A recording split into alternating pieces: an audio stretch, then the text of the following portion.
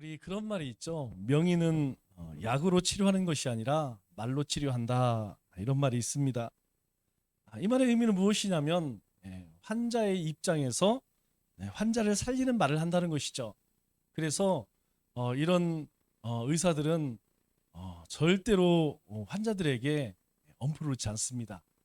아, 잘 치료하면 또 의술이 좋아졌기 때문에 웬만하면 다 치료된다 이런 이야기를 하죠. 왜냐하면 우리가 의사 앞에 가면요, 뭐 얼마나 두려운지 몰라요. 뭐 병이 크고 작은 걸 떠나서 의사 말이 곧 하나님 말씀이. 그런데 명의의 반대, 제가 한참을 생각해봤어요. 명의의 반대는 뭘까? 나쁜 의사인데 나쁜 의사를 뭐라고 할까? 악의라고 할까? 악의? 좀 이상하죠?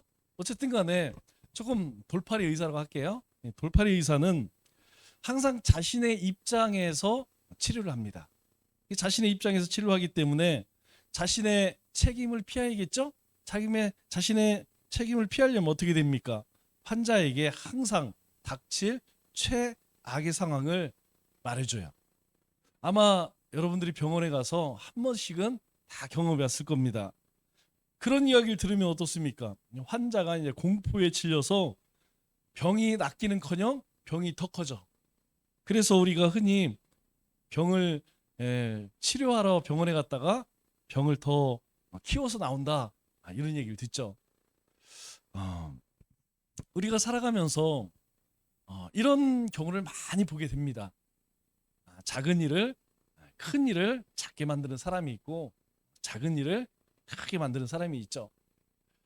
아기는 엄마에게 전적으로 의존을 합니다. 그럴 수밖에 없죠. 스스로 할 수 있는 것이 없기 때문에. 그렇기 때문에 엄마는 아기를 위해서 무엇이든지 다 해요. 왜 그렇습니까? 우리 아이가 스스로 뭐 할 수 있는 게 없어요. 그렇기 때문에 엄마는 아기를 위해서 무엇이든지 다 해주고 싶어 해요. 또 자녀들도 마찬가지입니다. 자녀들도 부모를 의지하기 때문에 부모들은 자식을 위해서 뼈 빠지게 열심히 그렇게 일을 하죠.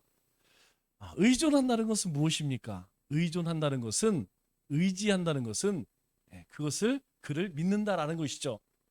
우리가 부모님을 믿기 때문에 의지하죠. 의존하죠. 왜? 부모님에게 맡기면 우리 부모님은 다 해줬기 때문에 내가 할 수 없는 일들을 부모님에게 의존을 합니다. 우리의 신앙도 똑같죠? 우리가 하나님을 의지한다. 또 하나님 앞에 의뢰한다. 이 말은 무엇이냐면 내가 하나님을 전적으로 신뢰합니다. 그래서 하나님께 내어 맡깁니다. 이 문제는 하나님만이 해결할 수 있습니다. 여러분, 우리가 전적으로 맡기는 사람, 전적으로 믿는 사람 어떻습니까? 굉장히 이쁘죠? 어, 의존하지 않는 것은 사실 그렇게 이뻐 보이지가 않아요. 그런데 조금 피곤하기는 하지만 그래도 믿고 의지하면 어떻게 해서든지 해주려고 하죠. 하나님도 우리에게 수없이 그러한 말씀을 하세요. 이스라엘 백성들에게 너희가 우상에게 절하지 말라, 너희가 다른 신을 섬기지 말라 하시는 이유가 바로 여기 있다는 것이죠.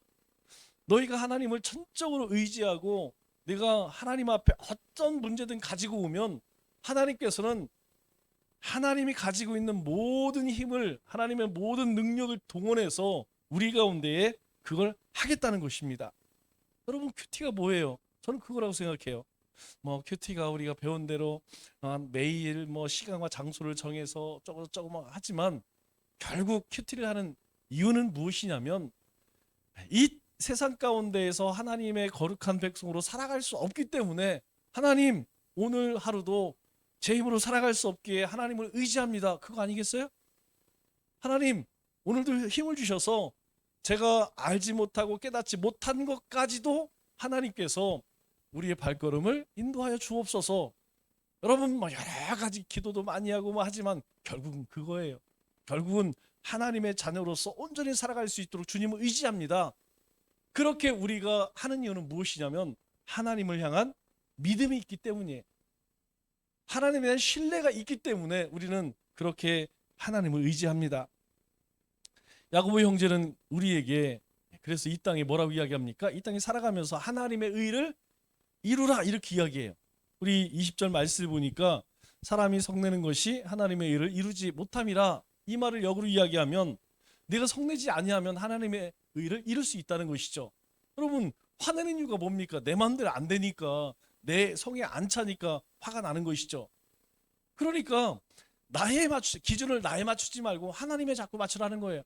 하나님의 뜻이 무엇인지, 하나님이 뭐라고 말씀하셨는지, 하나님이 원하시는 것이 무엇인지, 그렇게 되면 내가 기준이 아니고 하나님이 기준이 되면 하나님의 의를 이룰 수 있다, 그렇게 이야기해요. 그렇게 하기 위해서 뭐라고 이야기합니까? 19절에 보니까 듣기를 듣는 것은 속히 하고 대신에 말하기와 성내는 것은 더디하라, 그렇게 이야기하죠. 하나님의 말씀을 듣는 것은 속히 하라는 거예요. 그러나 우리 가운데 막 하고 싶은 이야기들, 뭔가 그냥 이렇게 하고 싶은 거, 그런 것이 있다면 그것은 한 번 생각하고 두 번 생각하고 더 생각해봐라, 그렇게 이야기하는 것이죠. 그래서 21절에 이렇게 이야기합니다. 모든 더러운 것과 넘치는 악을 내버리고, 너희가 하나님의 의를 이루기 위해서는 너희 가운데 하지 말아야 할 것이 있다는 거예요. 그게 뭡니까? 더러운 것과 그리고 넘치는 악, 이거는 내어버려야 한다는 거예요. 이거 내어버리지 않으면 하나님의 의를 이루기 없다는 것이죠. 이거 내어버리지 않으면 우리 가운데 이걸로 인하여서 어때요? 하나님 중심이 아니라 내 중심으로 또 내 분이 일고 내 말을 하게 되고, 그로 인하여서 다툼이 일고 결국 하나님의 의를 이룰 수 없다는 것이죠. 대신에 뭐라고 이야기합니까? 해야 할 것, 그게 뭡니까? 우리 마음에 심어진 말씀을 온유함으로 받으라는 거예요. 온유함은 우리가 이 말씀은 나는 도저히 못해, 이게 아니고, 그래 하나님의 말씀이니까 감당해보자, 그렇게 말씀을 내 삶에 담는 거예요. 온유라는 말은 길들인다는 말 아니겠습니까? 우리의 마음이 하나님의 말씀을, 사실 우리는 우리에게 좋은 말씀들, 우리 가운데 필요한 말씀은 참 열심히 붙듭니다. 지난주 우리 함께 나눴던 말씀이 뭐죠? 두려워하지 말라, 놀라지 말라. 이런 말씀은 이야기하지 않아도 우리가 어려운 상황 되면 막 이 말씀을 붙들고 기도해요. 그런데 그렇지 않은 것들도 많이 있죠. 우리에게 주신 사명들이 있고 우리에게 금지하는 여러 가지 말씀들. 그런데 그런 것들은 슬그머니 빨리 잊어버렸으면 좋겠어. 대신에 뭔가 하나님은 조복을 주신다는 것, 하나님께서 축복해 주신다는 것, 이런 것들은 막 열심히 붙들고 싶어. 그렇게 하지 말고 하나님이 주시는 어떠한 말씀이라도 그것을 너희가 온유함으로 그것을 받으라, 이렇게 이야기를 하죠. 그래서 오늘 22절에는 뭐라고 이야기하냐면 이렇게 이야기합니다. 너희는 말씀을 행하는 자가 되고, 말씀을 듣기만 하지 말고 이제는 더 나아가서 행할 수 있는 자가 되어야 한다라고 이야기해요. 들었습니다. 그렇구나, 깨달았어요. 그 다음에는 해야 할 것이 무엇입니까? 이제 그것을 우리의 삶 가운데에 행할 수 있는 자가 되어야 된다, 그렇게 이야기를 하죠. 그런데 이어서 하는 말씀이 재미있어요. 너희가 말씀을 행하는 자가 되고 듣기만 하여 자신을 속이는 자가 되지 말라. 듣기만 하면 속이는 자가 될 수 있다는 거예요. 자, 이런 말입니다. 하나님 앞에 예배 드려야 됩니다. 이 말을 들었어요. 그러면 이 말을 들을 때에 공감하지 않는 사람이 있을까요? 우리가 하나님의 백성이라면 이 말 공감 안 하는 사람 없습니다. 우리가 공적 예배를 통해 경험하고 매일매일 삶을 하나님 앞에 예배의 삶을 살자. 중요한 것은 무엇이냐면 듣고 행하지 않으면 그거는 스스로 착각한다는 거예요. 나는 지금 예배의 삶을 살고 있구나. 여러분, 우리 가운데에 주님이 주신 지상명령이 있죠. 땅끝까지 이르러 복음을 전하라. 때를 얻든지 못 얻든지 너희가 틈만 나면 열심히 복음 전해라. 이게 다 명령형입니다. 하나님께서 그냥 시간 나면 해라, 이게 아니고 해야 한다라고 우리에게 명령을 말씀하세요. 그런데 우리가 이 말씀을, 복음을 전하기 위해서 여러분 얼마나 훈련을 많이 받았습니까? 지난 코로나 때에 코로나 때에 여러 가지 어려움도 있었지만 우리는 그거 열심히 3년 동안 공부하고 반복하고, 지금도 말길 참여해서 오늘도 그 만화전도지죠? 또 하면서 히로시마가 어떻고 하는 거예요. 그런데 중요한 건 뭐냐면, 자, 그렇게 들었어. 그런데 행하지 아니하면 우리 스스로 뭐라고 생각하냐면, 야, 나는 전도 훈련을 받았으니까 나는 전도를 열심히 하고 있다, 이렇게 착각한다는 거예요. 내 이웃을 사랑해라 들었어요. 그런데 행하지 않으면 스스로, 나는 내 이웃을 내가 잘 사랑하고 있구나, 내 형제를 사랑하고 있구나, 내가 지금 베풀고 나누는 삶을 있구나, 살고 있구나, 이렇게 스스로 속는다는 거예요. 실제로 어떻습니까? 그런 사람들이 부지기수라는 거예요. 그래서 실제로는 듣고 행하지 않는데 머리만 커져갖고 본인의 신앙이 굉장히 좋은 걸로 착각한다는 거죠. 여러분, 우리는 여기에 속어서는 안 된다는 거예요. 만일 우리가 알고 깨닫고 들었어요. 그런데 행하지 않는 것은, 그거는요, 아무 소용이 없다는 것입니다. 그래서 듣기만 하여 속는 자 되지 말라, 우리에게 그렇게 말씀하죠. 말씀을 듣는 것은 시작입니다. 우리가 잘 알다시피 로마서 10장에 뭐라고 이야기합니까? 믿음은 들음에서 나며, 들어야 돼요. 하나님 말씀 들어야 돼요. 들어야지, 하나님께서 우리를 이렇게 사랑하셨구나, 하나님께서 우리를 위해서 이런 일들을 하셨구나, 그걸 깨닫게 되는 것이죠. 그런데 그것이 온전한 믿음이라면, 들음에서 믿음이 났다면, 그것이 온전한 믿음이라면, 그 말씀을 우리 가운데에 행함으로 옮길 수 있어야 한다는 것이죠. 그러면 옮기지 않는 것은 어떤 문제를 가지고 있느냐? 우리 마태복음 23장에 보면 예수님께서 이 사람들에게 책망하는 이야기가 나와요. 이 사람들은요, 항상 예수님만 만나면 매일 혼나. 혼나는데 뭘로 혼나느냐? 매일 혼났던 걸로 또 혼나. 참 이상하죠? 뭐 내용이 바뀌는 게 아니고 항상 그게 뭐냐면 이겁니다. 외식하는 서기관과 바리새인들이요. 밑에는 읽어볼 필요도 없어요. 외식이 뭡니까? 겉과 속이 다르다는 거예요. 너희가 뭐 그렇게 열심히 뭐 말씀을 순종하고 기도를 열심히 하고 구제를 한다 하는데, 니네 마음속에는 진짜 하나님을 향한 사랑이 있느냐? 그거 아니잖아. 하나님 사랑해서 너희가 그걸 행하는 것이 아니고, 너희가 백성들에게 존경받기 위해서, 와, 저 사람 대단하네, 저 사람 나는 못하는데, 우리 바리새인 서기관님들은 너무너무 잘하네, 너희가 영광 받기 위해서 하는 거 아니냐. 그래서 예수님께서 이들에게 책망하실 때에 뭐라고 이야기합니까? 화 있을진저. 여러분, 이 화는 어디서 내리는 화입니까? 하나님이 주시는 화예요.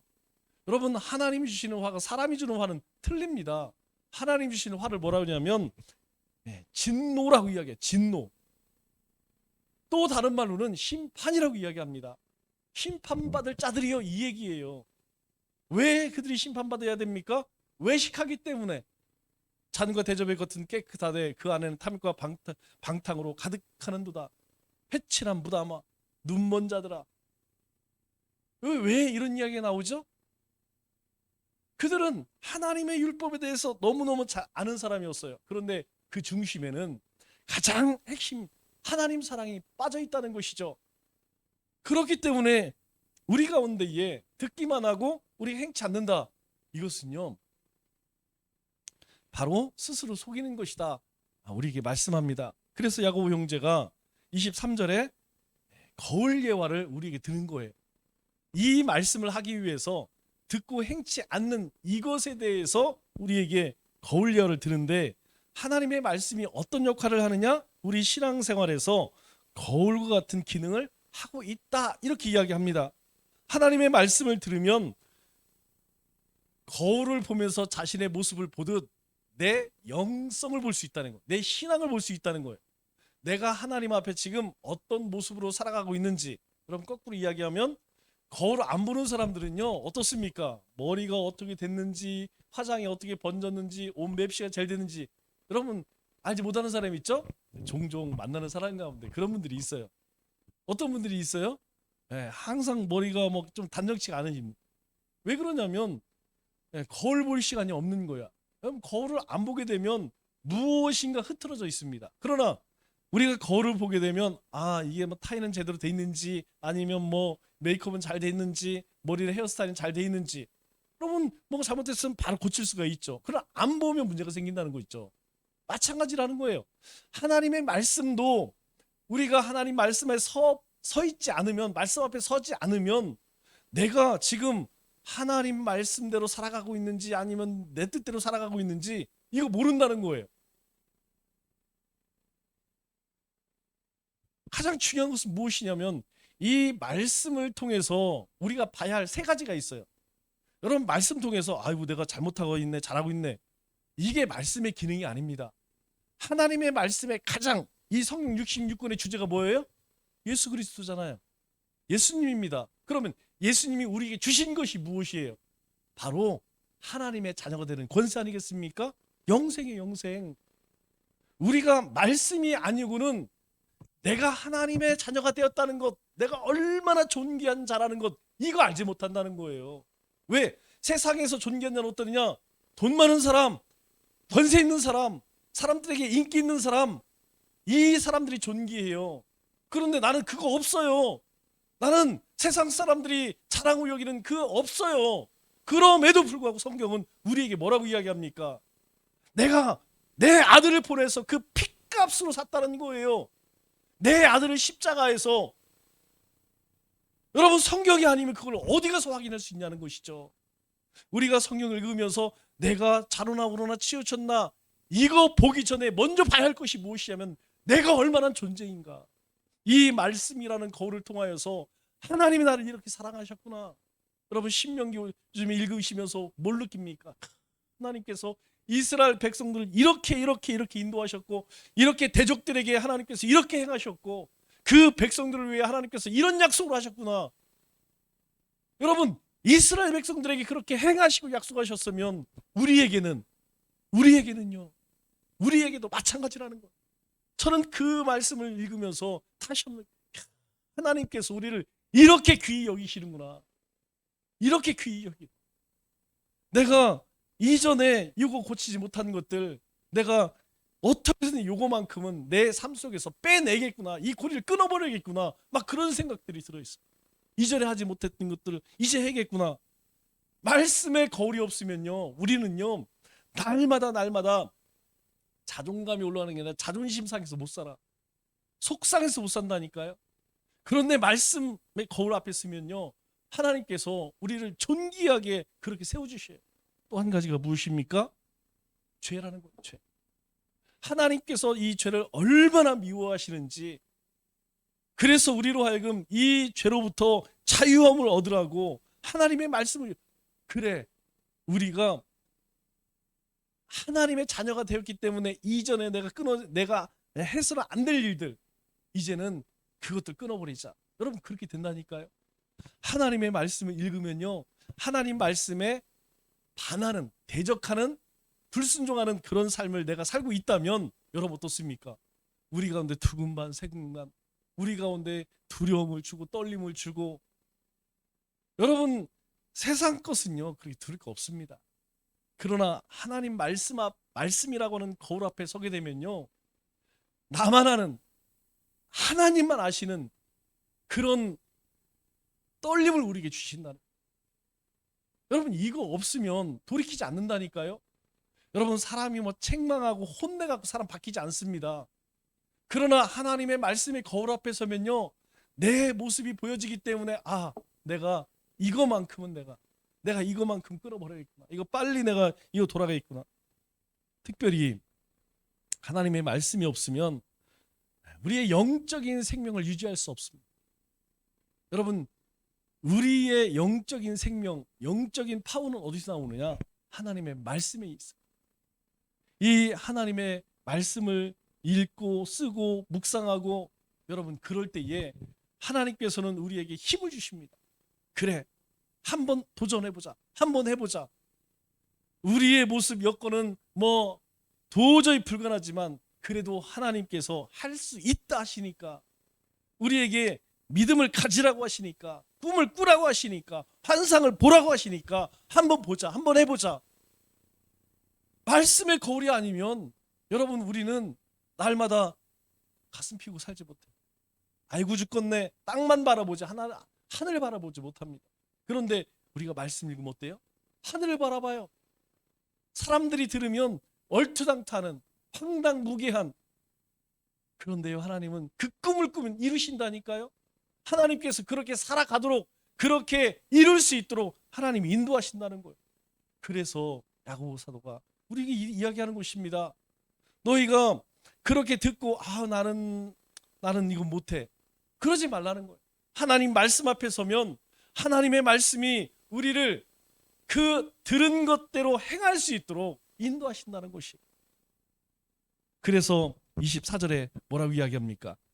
제 자신을 보고 가서 그 모습이 어떤 데인지를 곧 잃어버거니와, 거울 봤어요. 그런데 그 거울을 보고 나서 자기가 시간이 지나버리면 자기 자신을, 여러분 어떤 사람은 마찬가지예요. 여러분이 지금 오늘 거울을 보지 않았다면 이전에 본 자신의 모습을 기억하겠죠. 그러나 예배 전에 거울을 본 사람은 내가 지금 오늘은 어떻게 내 모습이 어떤지 기억을 할 수 있겠죠. 하나님의 말씀도 똑같다는 거예요. 우리가 하나님의 말씀을 매일매일 보지 않으면 어떤 착각을 하냐면 성경 말씀을 모르는 것이 없이 나는 성경을 다 안다, 이렇게 착각합니다. 그런데 성경은요, 여러분들에게 늘 말씀드리듯이 똑같은 말씀이지만 또 다시 읽으면 또 다른 말씀이 들려져요. 그런데 그 말씀은요, 나에게 꼭 필요한 음성으로 들려진다니까요. 정말 하나님의 말씀이 왜 살아있는지 우리가 말씀을 묵상하면서 깨닫는 것이 바로 그거라는 것이죠. 여러분, 말씀 안에 있어야 우리의 자존감이 올라가요. 그리고 그 당당한 믿음의 삶의 모습을 볼 수 있다는 것이죠. 하나님의 말씀이라는 거울을 통해서 말씀에서 보여주는 우리의 모습을 정확하게 우리는 기억할 수 있어야 돼요. 내가 어떠한 모습으로 하나님 앞에 살아가고 있는. 그래서 25절에 야고보 형제가 우리에게 권면하는 것이 무엇입니까? 자유롭게 하는 온전한 율법을 들여다보고 있는 자는. 여러분, 율법은 어떤 사람이든지 자유로울 수 있을까요? 그럴 수 없습니다. 율법은 이거 하지 마라, 저거 하지 마라, 그리고 지켜야 할 것이 너무나 많이 있죠. 여러분, 단순히 우리 계명만 있는 것이 아닙니다. 그 계명에 따른 율례와 법도가 있어요. 거기에다가 유대인들은 장로 유전이라고 해서 이 종교인들이 만들어 놓은 그런 율법까지 있습니다. 613가지래요. 그걸 다 지켜야 합니다. 그런데 그 가운데 한 가지 어기면 결국 어떻습니까? 율법을 다 어기게 되는 거예요. 그런데 야고보 형제가 뭐라고 이야기하냐면 자유롭게 하는 온전한 율법을 들여다보고 있는 자는, 여러분, 이것은 우리가 억지로 내가 해야겠다 이렇게 해서 할 수 있는 것이 아니라는 거예요. 하나님의 말씀은 어떻게 지켜질 수 있느냐? 바로 하나님의 은혜가 우리 가운데 임해야지. 즉 내가 하나님 앞에 서서 내 모습이 보여질 때, 하나님의 음성이 들려질 때, 하나님 주신 힘과 능력이 있는 믿음이 있을 때에 가능하다는 거예요. 그래서 그런 자가 듣고 잊어버린 자가 아니요, 어떤 자요? 실천하는 자니. 즉 우리가 하나님의 말씀을 지켜 행한다는 것은 율법의 자유함을 얻는 자라는 것이. 그래서 우리 요한복음 8장 31절 32절에 뭐라고 이야기합니까? 예수께서 자기를 믿는 유대인들에게 이르시되 너희가 내 말에 거하면 참으로 내 제자가 되고. 주님께서요, 말씀 안에 거하는 자가, 말씀에 순종하는 자가, 듣고 지키는 자가 참 내 제자다, 이렇게 이야기해요. 진짜 그리스도는 누구냐? 듣고 행하는 자라는 거예요. 왜 그렇습니까? 그것이 율법의 매인자가 아니고 율법의 자유함을 누리라는 자예요. 그래서 예수님께서 진리를 알지니. 여러분, 진리가 무엇입니까? 여기서 이야기하는 진리가 바로 예수 그리스도라는 거예요. 진리가 너희를 우리가 예수님을 알지 못하고 내가 이 계명을 지켜야지, 율례 법도를 지켜야지, 내가 613가지 장로유전 다 지켜야지. 여러분, 이렇게 자기 의지를 가지고 아무리 애를 쓴다 가능하지 않다는 것이. 그래서 제일 무서운 사람이 무엇이냐면 말씀 안 보는 사람이 제일 무섭습니다. 그럼 말씀 없는 사람이 세상에 제일 무서운 거예요. 그러기 위해서 어떻게 해야 한다는 거예요? 내가 거울이 우리의 삶을 왜곡하지 않도록 하나님 앞에 바로 서야 돼. 이게 무슨 말이냐면 여러분 우리가 셀카를 찍을 때 이 셀카죠? 네, 똑같은 사람이 똑같은 날 똑같이 찍었어요. 그런데 영도라는 얘기는 이거예요. 앞에서 찍은 거 20도, 40도, 60도, 이제 80도 높이에서 찍은 것. 그런데 어떻습니까? 똑같은 카메라로 똑같은 사람을 찍었는데 완전히 달라 보여요. 제가 보니까 여러분 여기에서 제일 적정 각도는 몇 도일까요? 한가운데 있는 40도입니다. 여러분 셀카 찍을 때에 너무 올리지 말고 너무 내리지 말고 40도에서 찍는 것이 가장 이쁘게 나온대요. 그리고 손 부위할 때 우리 사진 찍을 때 막 이러죠. 이러면 망합니다.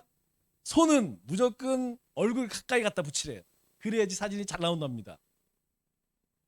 여러분 이거 무엇을 이야기하냐면 우리가 하나님 말씀은 항상 우리의 모든 모습을 보여줘요. 그런데 우리 자신이 이 말씀 앞에서 삐딱하게 쓰면 어떻게 됩니까? 삐딱하게 보이는 것이라는 것이죠. 하나님의 말씀을 변치 않는데 하나님의 말씀 앞에선 내가 하나님의 말씀을 왜곡시킬 수 있다는 것이죠. 그러면 어떤 문제가 생기느냐? 내가 올바르지 않은데 내가 올바르게 보여줄 수 있다는 것이죠. 그래서 그러면 무슨 문제가 생기냐면 이게 주제 파악이 안 되는 거예요. 하나님 앞에 똑바로 섰을 때 내 모습이 똑바로 보이는데 내 모습을 이렇게 서서 보니까 나는 참 잘하고 있어. 하나님의 말씀대로 살지 않는데 내가 하나님 앞에 이렇게 서서 나는 참 잘하고 있네. 앞서서 이야기하죠. 속는 자가 된다는 것이. 그래서 우리에게 이 주제 파악이 안 되면 바로 스스로 속는 자가 될 수밖에 없다고 이야기해요.